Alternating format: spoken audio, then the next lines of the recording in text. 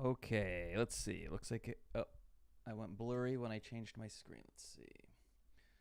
All right, let me just get a couple of things set here and then we'll get started. Looks like my camera went blurry. Let me fix that.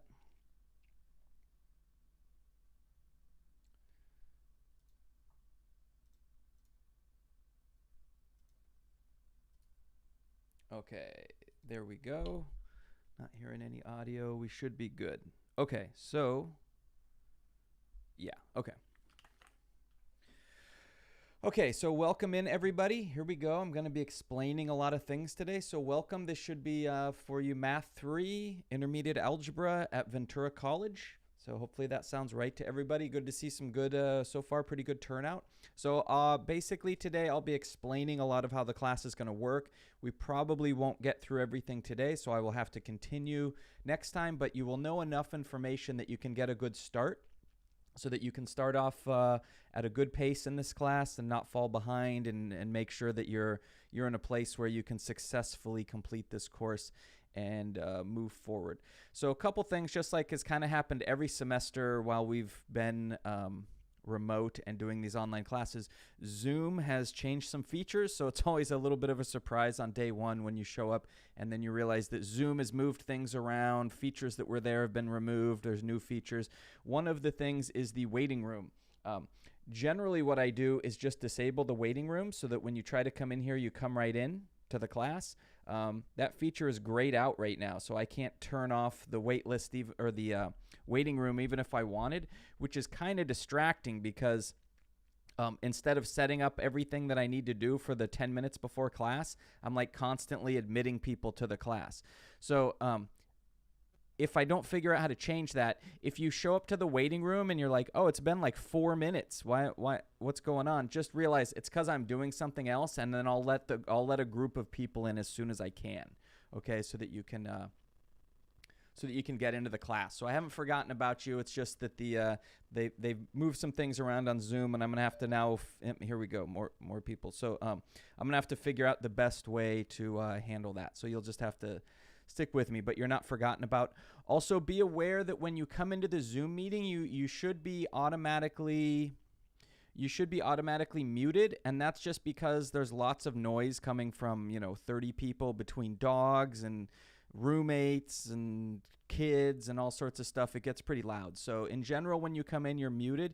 If you ever have a reason that you need to speak in class, you want to ask a question or anything like that, feel free to unmute yourself during the period of time that you are going to communicate with the class. And then if you can, just sort of mute yourself again when you're done. I mean, this is pretty standard protocol for online meetings. We do this at my own meetings. The college meetings that we just had a whole week of meetings, most of them on Zoom, we do the same thing. We're muted. We unmute when we want to talk, and then we mute ourselves again. So it's not like you're being muted because you're students. That's just generally how we do things. So and then it keeps the dog barking and stuff like that to a minimum, which is distracting during class. Okay. So yeah, welcome on in. Just looks like most people were able to find both methods of consuming this meeting. So there's people in the YouTube stream, there's people in the Zoom stream. I don't care which way you consume this course, right? If you're going to do it on Zoom, that's totally legit way to do it. If you're going to do it on YouTube, that's a legit way to do it, whichever way you prefer. Do be aware you probably don't want to listen to both at the same time because the audio is off by a little bit and you're going to get like a weird kind of an echo. So you probably just want to mute one of them or just use one of them, right? Some people just use Zoom. Some people just use YouTube. Some people like a combination of both. Some people like to have the Zoom open in case they want to talk, but then they watch the visuals on YouTube. The YouTube visuals are a little bit better.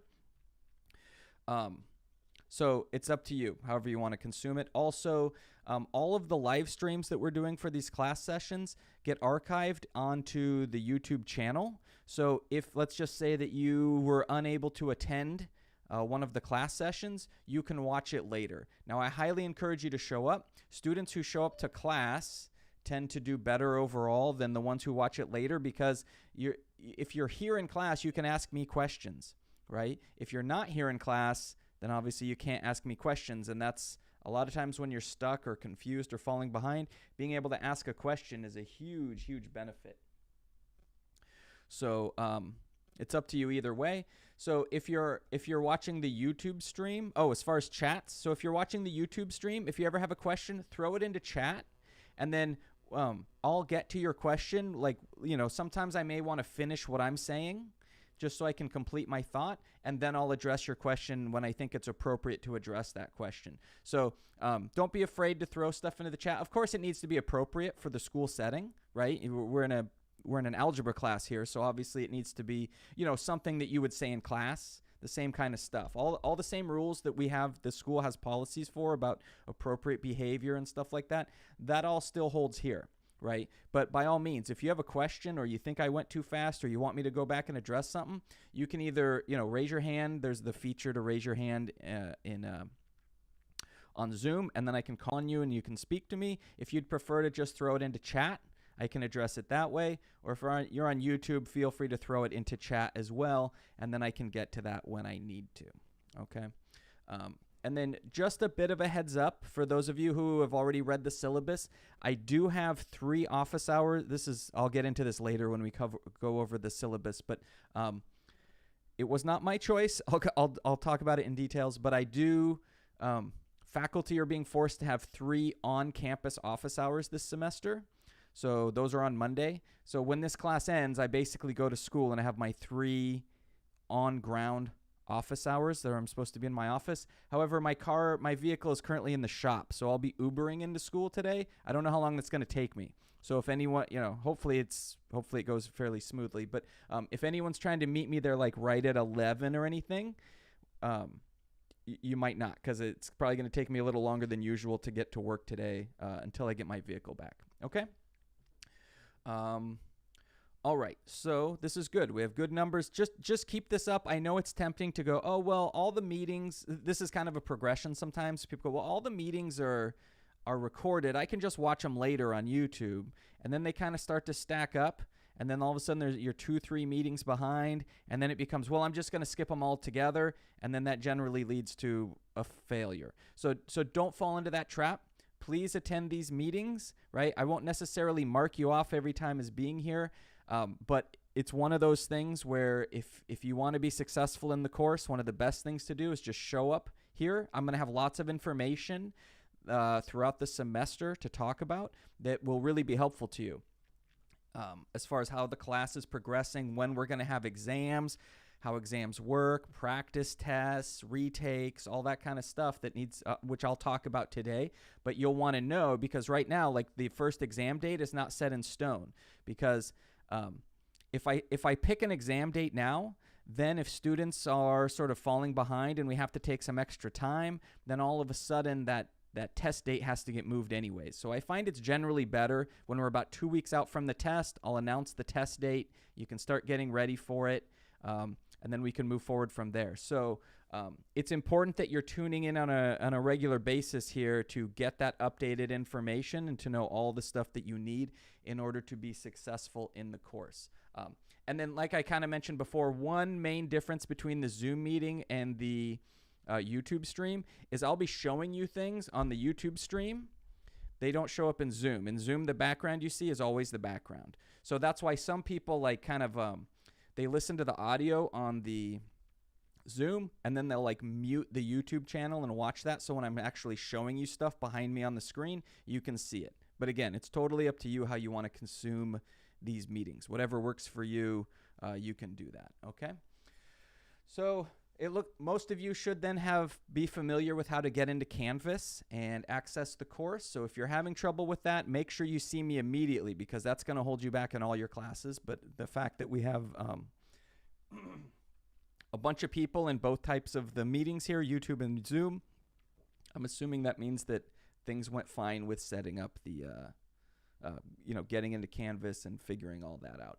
So today I'm largely going to go through just how the class is going to be set up so that you can make decisions about how you want to schedule your life to fit this class, and so that you can finish successfully, right? You want to finish this class successfully. I want you to finish successfully. The school wants you to finish successfully.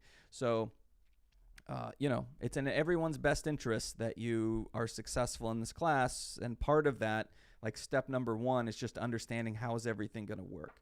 So one thing to point out, this is a 5-unit class. That means that we would normally meet 5 hours a week if this was like, the old world where, we would show up to a classroom and we would all have 40 of us pile into a classroom. And, if it was still those days, we would be meeting for 5 hours a week. We currently meet for a little less than 2 hours a week, which means you're getting about 40% the time with me that you would normally get. So that stands to reason then that it's impossible for me to do all the types of lessons and lectures that I would normally, and activities that I would normally have in a classroom. You're going to get about 40% of that. And since there is certain information I have to tell you, like when tests are coming up and talk about all that, that means you're getting less actual lectures and explanations. So I'll show you the way this is set up. Right? If you're on YouTube, you can see this behind me. The way Canvas is set up is you're going to have these chapters basically. And inside the chapter, it's broken up into little subsections. When you go in there, there'll be a video for you to watch, usually more than one video. Sometimes the videos are ones that I've made. Sometimes they're videos from YouTube where someone else, like Professor Leonard's a big one. He's kind of famous for his lectures. If he's just hit the ball out of the park with his lesson, why would I recreate it and probably not even do as good a job? So some of the lessons you're going to see are me. Some of the lessons you'll just see my hands. Some of the lessons I've borrowed from other people on YouTube. But what's really key there is the algebra information. You need to watch these videos. I will not be able to show you even half of the mathematics that you need in order to complete this course, which means you have to watch these videos and get them from there. All right. And we'll get to the other resources. There's tutoring on campus for you. There's my office hours. There's definitely times for you to come to me and ask me questions. But this is kind of the basics of how it would go. So then what you're going to do is you're going to watch these videos on graphing. Then you're going to go into the homework and do the homework that's associated to that. So how do you know where you should be with homeworks? The homeworks have a due date associated to them. You need to get it done before then, right? So that kind of tells you where you need to be in the class. If you look at the homeworks and you look at the due dates and you go, oh, Thursday there's these 3 homeworks done or due, well, you better try to get them done by then, right? Most students pick this up pretty quickly. But again, if you have any questions, please come see me in office hours and we can take care of that. You can see then we go to the next one. There's another section with some videos. Oh, also when you're doing the homework, there's videos embedded in the homework. So if you're having trouble with something, that you can watch a video in the homework that's even more specifically detailed to that type of problem that you're working on. Okay, so you have lots of information available to you. What I see a lot of times with students whose grades aren't as good, they're not watching the videos. Like it actually shows me when you watch the videos on the homework. They're not watching the videos in Canvas. They're kind of trying to shortcut it, where you try to skip all the learning steps and then go right to the point steps. That doesn't work, right? That's usually why students, it's one indication that students' grade is going to be particularly low, is that they're trying to skip all the learning part and just get right to the points part. Okay, so don't do that. That's not a good strategy. That generally is a strategy for failing, not a strategy for success. Okay, and then you can just see. So this one has a lot of videos, and that might look like a lot, but these kind of videos where it's just my hands, those videos are oftentimes like 1 to 3 minutes. So even though there's 4 of them, that could be somewhere between 4 and 12 minutes to watch all 4 of these videos right here, right? It just depends on what we're doing. And then a little bit of a longer video that I've made right here. So you definitely have that available to you, and then you'll go try to do the homework. If you get stuck on the homework, you might come back and see, oh, did I not watch a video yet that I need to watch or something like that, and then you can kind of figure that out. It looks like a bunch of you have already figured out how to access the homework. Great news. You don't have to pay for the online homework in this course. We're using a different software it kind of blew up about a year and a half ago as COVID hit. Basically, the teacher pays a fee, and then all the students get to use it at no cost, which is great because in these classes, when we were using, like, say, Math Lab, that's about $100 a pop. So, that's about $4,000 that would be spent on software. You don't have to spend any of that. So the homework is totally free to you, and it's explained in here how to get there. There's a link in here. So you can see I just clicked on the homework link inside of Canvas. There's the introductory module in Canvas. You want to make sure you're familiar with that because there's a lot of information in there that's going to help you complete things. So there's a link here that'll take you there. You go in, you sign up. Hopefully I've got the right link there. I think I do. And then let's see. Yep. And then you just make sure you're completing the assignments by the due date, and you should be good to go. The way the Delta Math works, there's not a fixed number of assignments. So some of you might complete the assignment in like 15 problems. Some of you, it might take 35 problems. So basically what it does is if you're getting problems wrong, it makes you keep working on those because you haven't learned that process. If you get them right, then it moves you on to the next topic, right? Because each of these homework assignments are made up of different topics. There might be 10 things, 10 different types of problems that I want you to be able to do by the time you're done with that homework.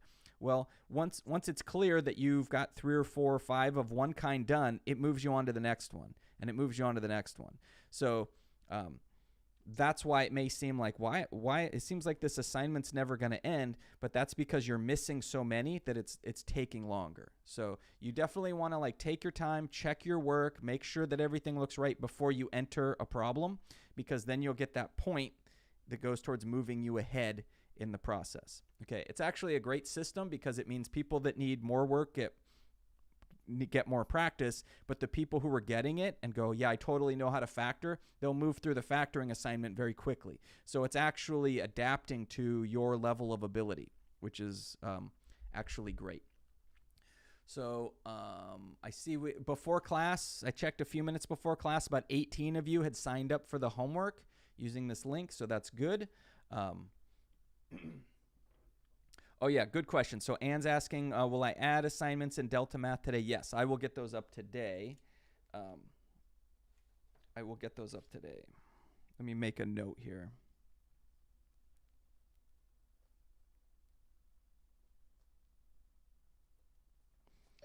Yep, I will get that done. Okay. Also, I need to check the Zoom weight room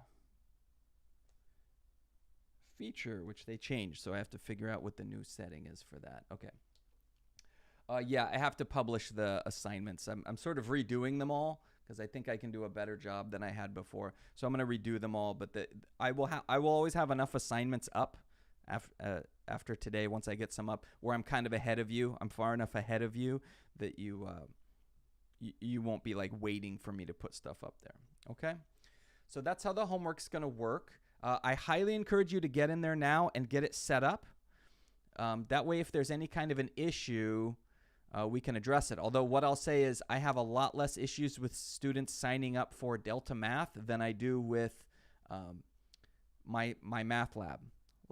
Usually I have about maybe somewhere between 1 and 3, 4 students who have sometimes 5 students who have serious problems getting my math lab set up. With Delta Math, I haven't had a single student not understand how to set it up. So it's a very easy system for getting set up. Looks like we have a question here.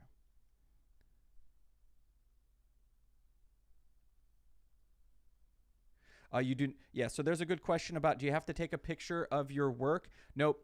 Just do the online homework, and it's going to keep track of your grades and everything. So you'll be able to do that. Okay.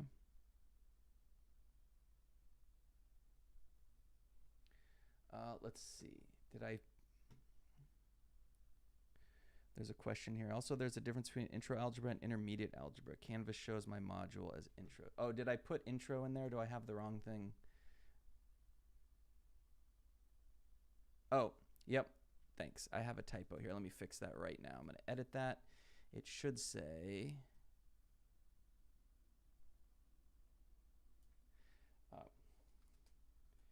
intermediate algebra. If I spelled that right. Intermediate algebra. Yeah, thanks, Ann. That's right. I missed that. When we're doing these courses, we a lot of times copy something over and then we edit it, but then of course you miss stuff. So it should say introductory module for MV03 intermediate algebra now. So that should be fixed. If it shows up somewhere else, let me know and I'll find that and fix it as well. Thanks, Ann. Okay, let's see. Okay, so that's kind of your first thing. Get yourself signed up for the homework, and then make sure you're familiar with Canvas, the Canvas page here, how it's going to work. You can see that right now I only have one chapter released. So if you look on your screen, you won't see all these different modules because I haven't released them yet. You'll just see these two at the top. That's because in the first week, I want to make sure people are just getting through that and not getting overwhelmed. As the course progresses, I'll be releasing all these later modules for you so that then you have those videos to watch and you know what you're supposed to be studying and that kind of stuff, and you can move forward. Plus, as you'll see, we have some discussion chapters in here. So not all the homework will be done on Delta Math. Most of it, like probably 90% of the homework you do is going to be on Delta Math, but there will be the occasional assignment here in Canvas, which are discussions, usually going to be a discussion that you will complete. Those grades will be counted as homework, as your homework grade as well. So they will go in there. So just realize you will have a bunch of homework in Delta Math. You will have a little bit of homework in Canvas. Okay, so don't forget those. But you'll see them as you work through here, and all of a sudden you go, oh, here's a discussion. That's one of the things that we're being graded on in the next accreditation cycle is in these online classes, are we giving students a chance to interact and get to know each other? Because one of the things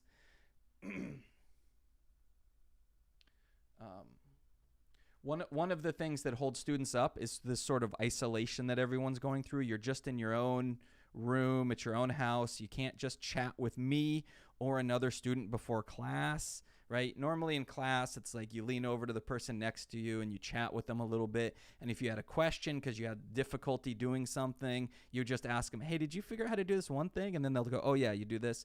Right now, everyone's so separated that it's very difficult. So you will have these basically just chapter 3 discussions. I'll sort of or these chapter discussions we'll put up there. Sometimes it will be just, there'll be different topics, but it will be in some way related to taking this course that you will go through, and you will have some kind of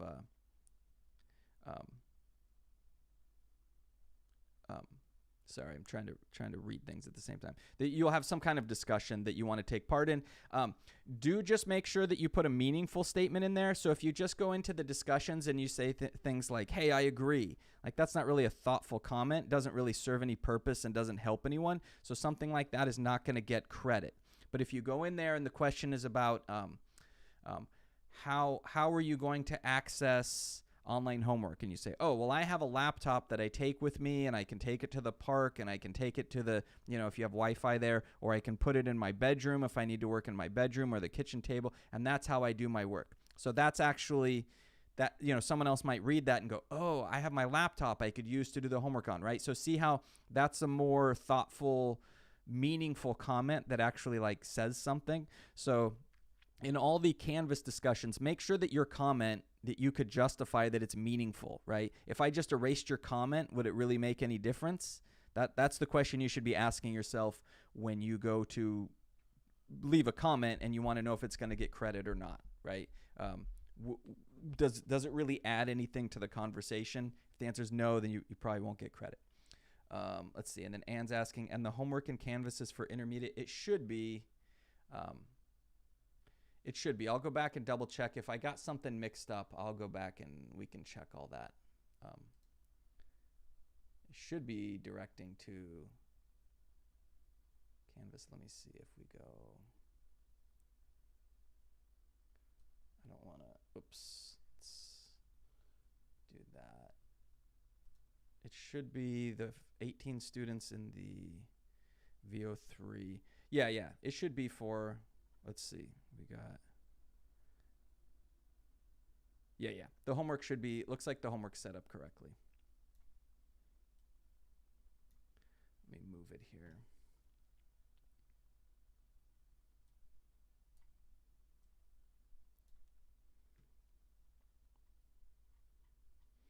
Okay. Okay, and that's just my schedule for now. Yep, so when you go in and set up the homework, it all should work properly, okay? Okay, so let's get in, let's see, where are we here? And like I say, we're not even going to get through everything today, so if you have questions, we definitely can address those Wednesday when we meet again, or if you need to, you can meet with me in office hours and we can address those questions sooner. So I won't be taking roll today in class, but there is some things that we need to talk about in terms of roll. So one is ads. I'm getting emails about ads. So there's kind of a misconception about adding in classes. A lot of times students just think, oh, if I'm on the ad list, that just means I get an ad code on day one and then I get in the class. That's actually not the point of a wait list. The point of the wait list is you have a buffer so that if a spot opens up, someone who's been waiting the longest gets that next spot.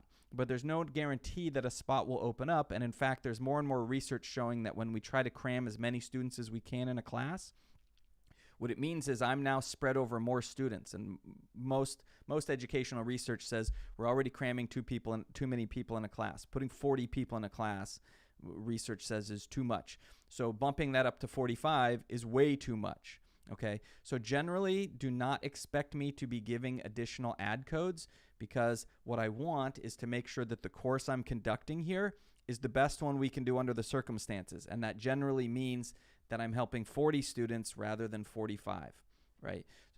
However, if you are on the wait list, that doesn't mean that you should just go away. It's up to you if you want to stick around or not. What likely will happen in the first week is that probably 1, 2, maybe 3 of you, it just depends, will decide for whatever reason you don't want to take this class, right? No, it was I was trying to go back to school. I don't want to do it anymore. I don't want to take classes, so they drop out. Or they come in here and say, I don't really like the way Dr. Frederick does his class. Some people panic when it's an online math class. Of all the classes on campus, people are most scared of an online math class, right? That's the most intimidating one. So some people may just decide, oh, I'll wait. I'll take this, whatever. Hopefully next semester we'll be back on ground, but then, things are kind of flaring up with the virus again. So who knows? We can't really tell the future about this, but hopefully in the spring we'll be on ground, and some people might go, yeah, I'm going to wait and I'll take it on ground. It's up to you. Anyways, for whatever reason, there's usually a couple people that end up dropping the course. When someone drops the course in week 1, then the person who's number 1 on the wait list automatically enters and takes that spot in the class. It just happens automatically, which is sort of good and bad.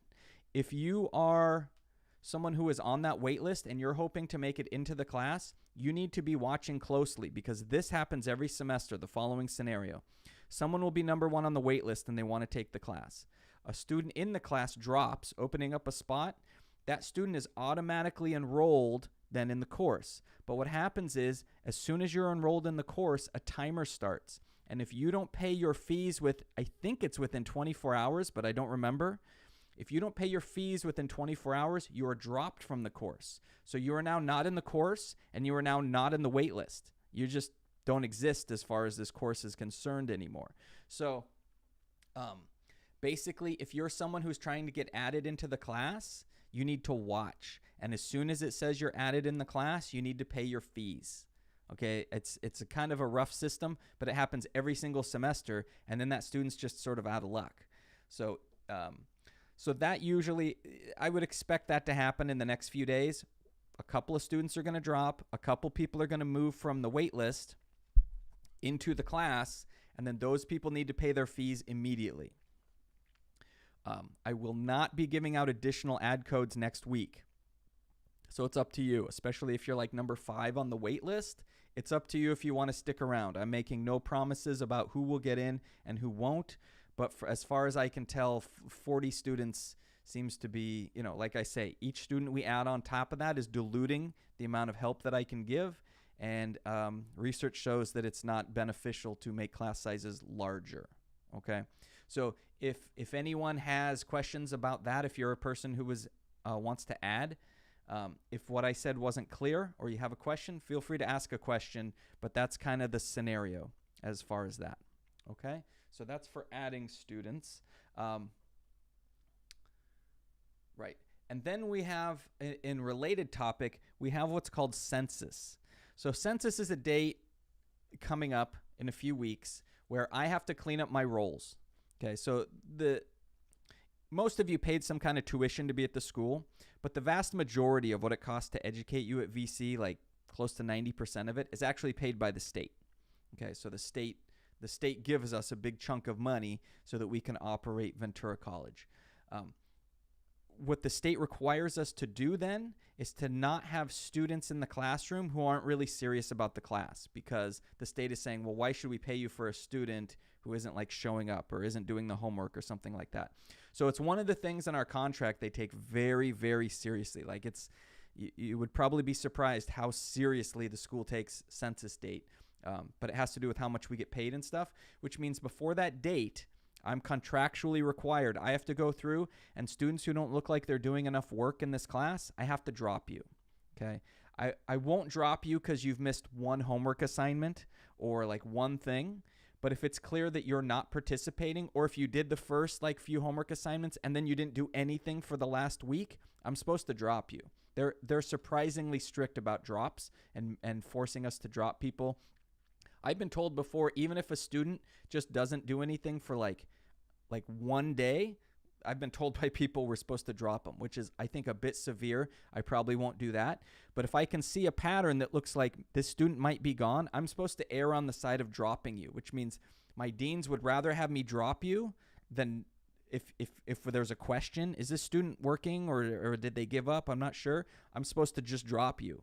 So, but basically what that means is, when we approach that census date, you should have homework assignments done. You should be able to show me that you're participating in the class, because then I'll look and I'll go, oh, okay, this person's doing the homework. This person's participating. Don't drop this person. But I have to be able to defend any of the decisions I make in case, it goes up the ladder. I have to be able to say, this is why I did or did not drop this student. And if you're not doing homework, I can't really defend why I didn't drop you, right? So just make sure you're doing that. Make sure you're participating, which is what you need to do to pass the course anyways. But some students get kind of a slow start where they say, yeah, I'm just going to like take it easy for 3 weeks and then I'll start doing the work. No, because you'll end up getting dropped. So make sure that make sure right out of the gate you're doing what you need to do to be successful. If something happens for some reason, like, let's just say you get very sick, unfortunately, in that week before, this happens where I have students who end up in the hospital, or students, maybe you get COVID or something like that the week before. So you haven't done any work the week before census, email me, because before I drop a student, I search my email. And if I can find your name, if when I search your name, an email pops up that says, oh, I'm in the hospital, I'll get caught up when I get back. Then I go, okay, don't drop this person, because then I can justify to my dean, yeah, they didn't do any work for a week, but they claimed they were in the hospital, so that's why I didn't drop them, right? So communicate with me, basically, if there's some kind of an issue. And I'll talk about this more as the date approaches, because I don't really want to drop anybody, but it's part of my contract. I have to do this. The school takes it seriously. So just make sure you're doing the work, you're staying consistent, you're caught up, you're doing what you need to do, and then you won't get dropped, okay? So there's that. Okay, syllabus. The syllabus is posted here in that introductory module. It's clear to me from emails I've gotten. Some of you have read that thing from beginning to end. Some of you probably skipped it. I'll basically be talking about it, but you always have access to this syllabus, okay? Now, one thing I will say, as an online teacher, I get lots and lots of emails, okay, which is fine. That's just part of what we do here. However, I prioritize the emails that seem like they actually need a response from me. In other words, if your email can be answered by just reading the syllabus, I probably won't respond to your email, right? Because I want to be helping the person who's like, well, I don't understand how to factor a difference of cubes. I should be helping that person rather than just the person who didn't want to read the syllabus, right? So I highly encourage you, if you have a question that you think is answered in the syllabus, go to the syllabus first and then read it. And then if you're still confused, then by all means, come ask me. But if it's something like, how much is homework worth? Just read the syllabus, right? So sort of get that done. And then by all means, if you go, oh, I'm having trouble figuring out how to factor a difference of squares, by all means, email me or contact me or whatever you need to do so that we can get all that squared away, right? But if I have all these other emails, It just bogs down the system, and it means I can't help the real help that people need, right? Get to that. So, oops, let me center this a little bit. Let's see if I can get this to look a little better here.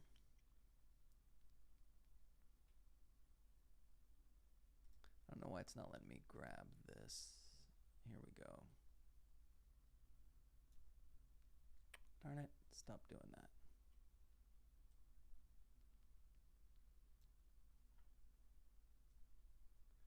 Okay, that should work. So intermediate algebra online class fall 2021. So instructor, Dr. Frederick, so that's me. This is what, I think this is year 8 at Ventura College. And I taught in Washington State for 4 years before that. So that's me.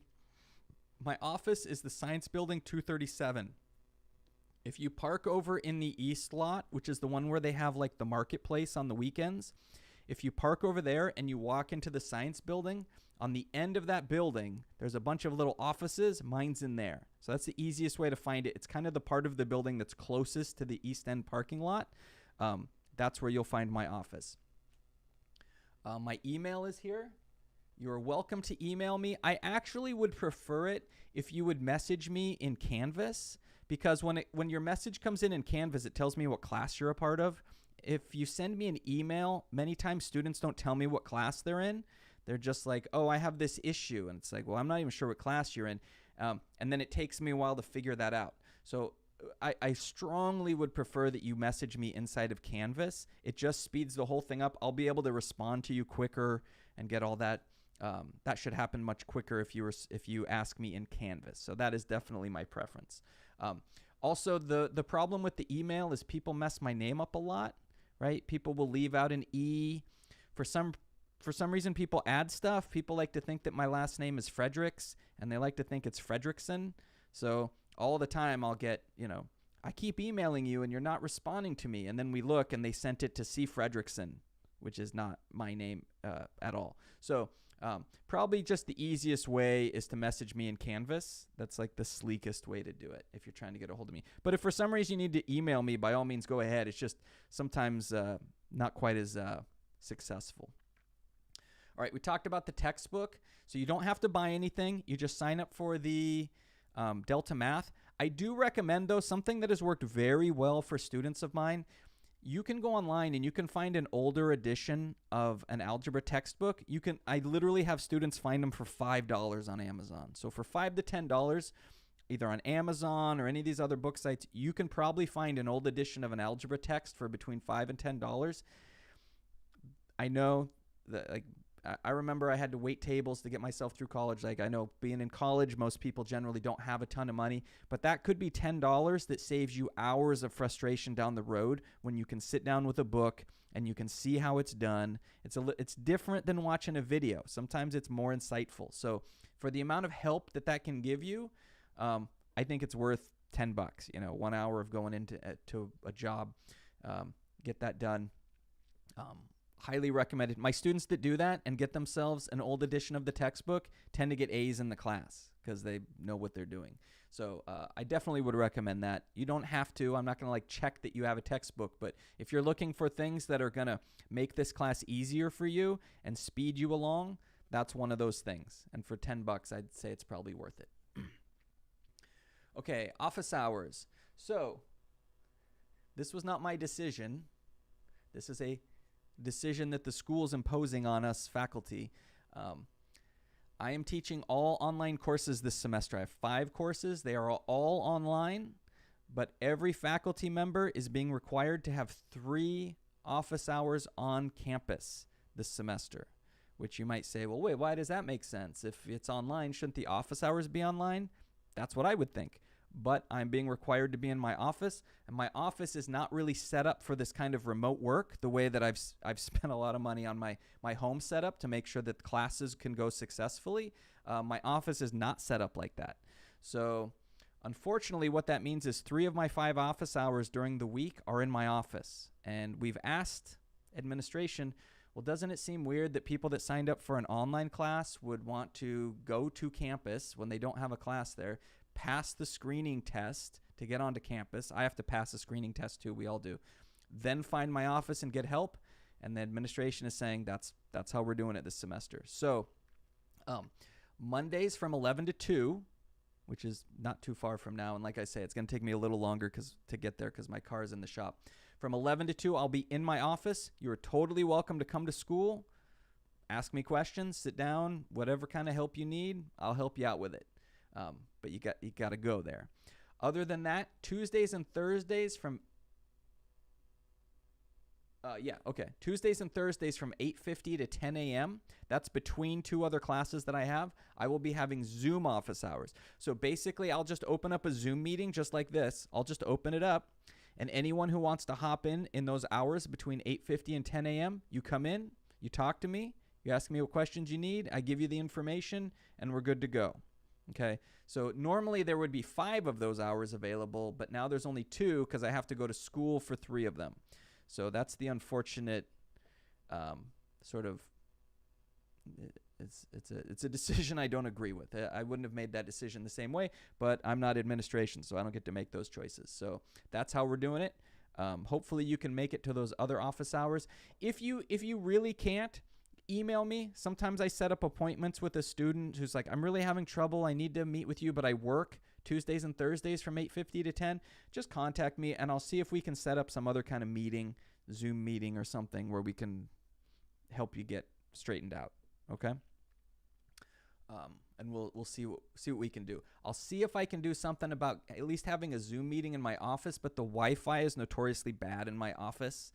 So I may not be able to set that up. And then the computer doesn't have the right equipment for me to do a Zoom meeting for a classroom. So it's a little difficult. But I'll see if the Wi-Fi is any better. They always say they fixed it. They go, oh, we changed the Wi-Fi over in that part of the building, but it's still super unreliable. So we'll have to see how that goes. The final exam.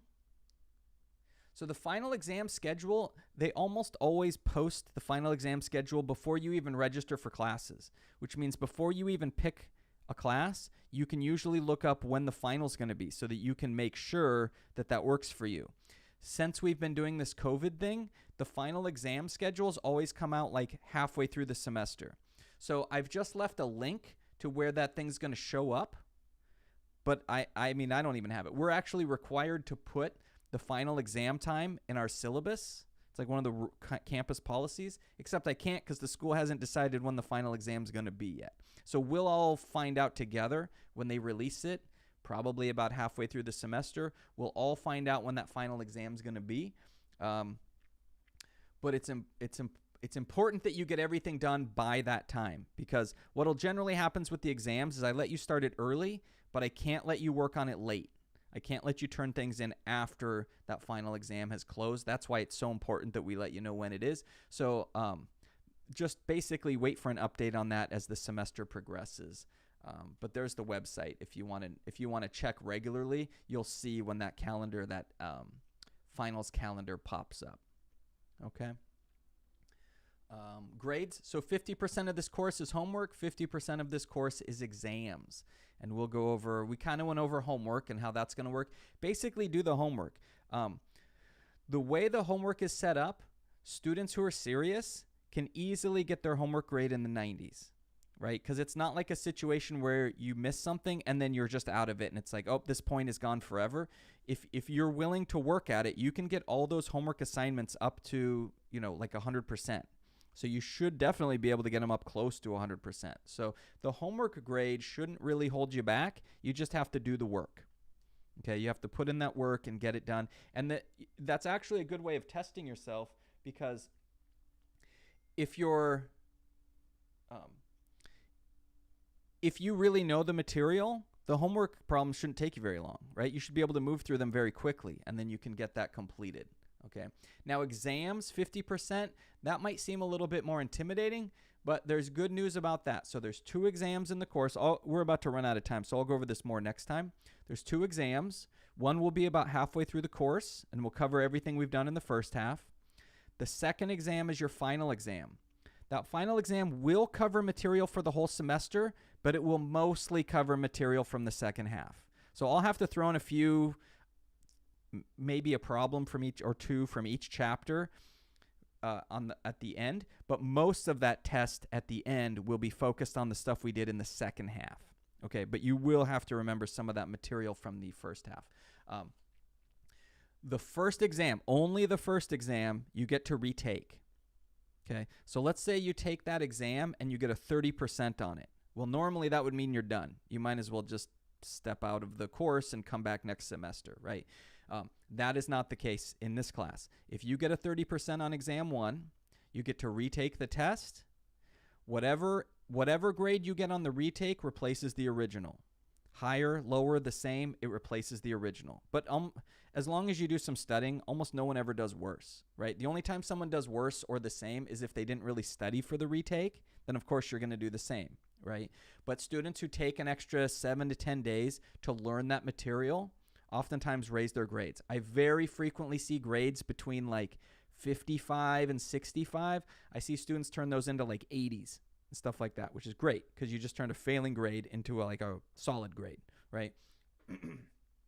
You can do that for exam 1. You cannot retake the final. The final exam is the final exam, and we just go with it.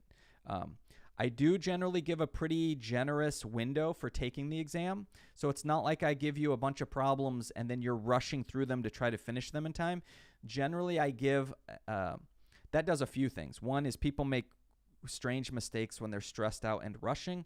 Also, it incentivizes people to think that their only choice is to cheat, right? Which I really don't want you to do in this class. So I generally give you like hours to finish an exam that shouldn't take hours, right? I usually make an exam that if you know what you're doing, students finish 35 to 60 minutes is kind of the norm, somewhere in there. But you will have many hours to finish the test so that if you're stressed out or you're concerned, you can go take a break, take a quick walk, calm yourself down, come back, work on the problem. And you won't feel like, oh, I got to cheat on this. I got to find some way to cheat so I can get this done in time. You'll have plenty of time to do it the right way, okay? So that's how exams will work. I'll talk more about exams as they approach. So when the first exam's coming up, you're going to have a practice test. So you'll have some idea of what the test is going to look like.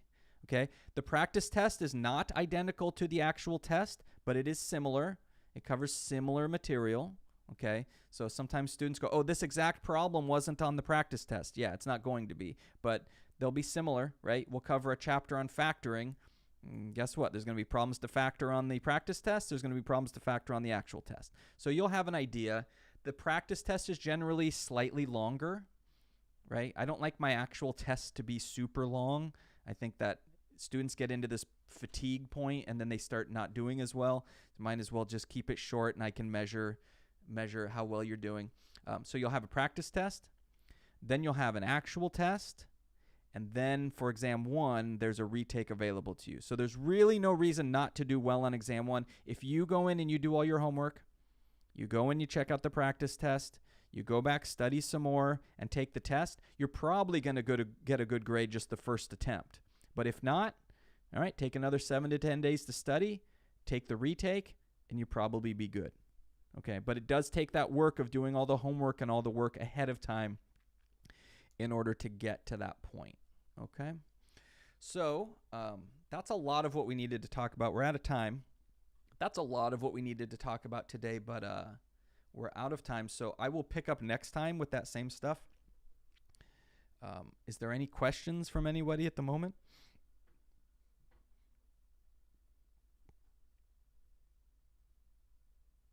Not seeing anybody. Okay, if anyone wants to stick around, I almost always do this in classes except when I have to rush off to school for my office hours. If anyone wants to stick around and ask me a question in Zoom, feel free to do so. Otherwise, I will get this video will be posted on the YouTube channel so that you could go back at a later date and watch it. All the meetings that we have will be posted on YouTube, and you can watch them later. So if you're in the YouTube stream, I'm going to go ahead and shut that down. Thanks, everybody. We'll see you later. Just make sure you get that homework set up and taken care of. So I'm going to stop.